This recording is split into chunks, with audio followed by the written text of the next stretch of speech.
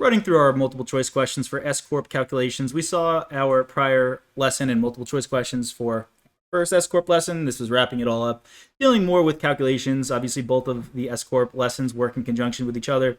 Let's dive in, see what we got. Well, there's a lot of information here, so I kind of want to read the question first. What was Tracy's basis at year end in the S Corporation stock? Okay, so we have to follow these different things that happen throughout the year and determine what is your basis. We know the characteristics of S Corp, what affects basis, what does not affect basis. And we see that Tracy, an owner of an S corporation, has beginning basis of 13. Well, guess what? That's a great place to start.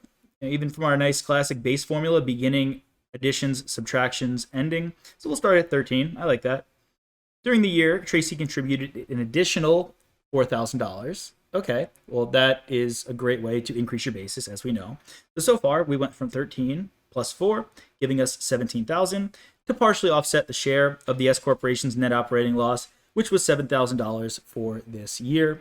At the beginning of the year, Tracy received a $1,000 distribution from the S corporation. That all sounds great and lovely. What was the basis at the end of the year? And when we're dealing with S corps, we contributed the $4,000, partially offset the share of the net operating loss. So this net operating loss will also reduce our basis. So we went from 13 plus 4, that's 17, minus 7, that brings us to 10. And then, just like in a C Corp, guess what? If we have a distribution, that will reduce our basis. The difference here, so that gives us 9.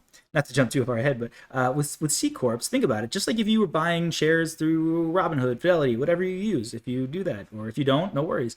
But when you're doing that, what are the only things that can affect your basis? Well, that's contributions and distributions.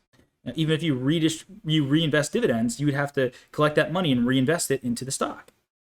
With S Corps, you see that, well, income is going to affect that. So it's like kind of that hybrid with a partnership. That's the whole point. It's a little bit of a hybrid situation, just kind of like an LLC is.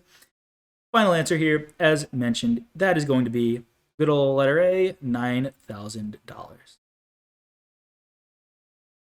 Moving on, we've got Beach Corp, and I'm going to read the question again at the end. What was Gold's tax basis in Beach stock at the end of the year? So what was Gold? Gold looks like it's going to be a shareholder. So let's read it through. Beach Corp is an accrual basis, calendar year S Corp, has been an S corporation since its inception.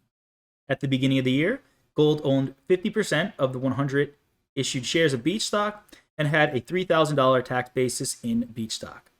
Cool, sounds good.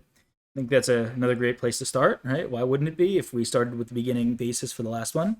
During the current year, Beach had $200,000 in net business income. First off, I'm like, wow, okay, you only contributed $3,000 and you have 50% of this corporation, S Corp, that just made $200,000. That's pretty solid. Good for you. And $4,000 in Oak County municipal bond interest income. There were no distributions, so nothing about that will affect basis. What was Gold's tax basis in Beach stock at year end? We start with 3. And then what happens? Well, we had 200,000, but the thing is, we only own 50%. We know, based on the prior question, based on lessons, that not allowed to. Like, what do? Is we add that net income to our basis. So we went from 3 plus 100. And then what about the municipal bond interest income? Well, this is something that's non-taxable, but does this affect basis? Well, for sure it does. It's still income. Even though it's non-taxable, it still affects your basis. And still 50%, didn't change. 3 plus 100 plus 2 for Gold's portion of the $4,000, leading us to the final answer of $105,000. That's all there is to it. Take it one question at a time, one topic at a time. This is a marathon, not a sprint. And if there's anyone that can do it, it is you. Have a great rest of your day and take care. Hey there! Are you ready to not only pass your CPA exams, but truly understand and enjoy the material while studying? I know it seems impossible, right? Especially to enjoy the material? We'll do it together. Tap into the power of cpa.examprep.ai, where we've got personalized quizzes, multiple choice questions, memorization guides, flashcards, simulations, all tailored to your learning. Our adaptive study planning puts you on the fastest path to success and lifts you back up if you fall behind. Avoid wasting your precious time and money attempting an exam with a low chance of passing, because who wants that? We want to get you through this process as quick as possible. Our exam readiness prediction lets you walk in with confidence, knowing that you're prepared for success on exam day. Thankfully, there's no payment method needed to get started, so why don't you come join us? Visit cpa.examprep.ai and let's achieve your exam success together.